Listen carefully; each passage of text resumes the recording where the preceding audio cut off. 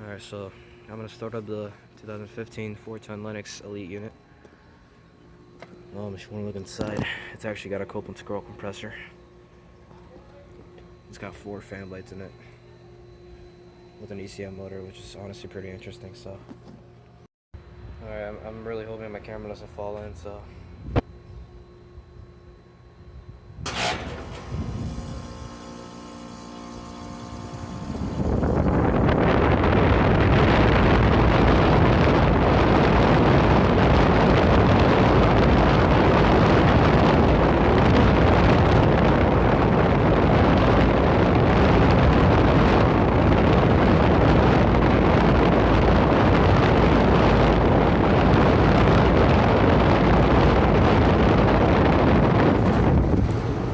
You probably didn't hear the compressor really well, but yeah, that was just a startup of the unit.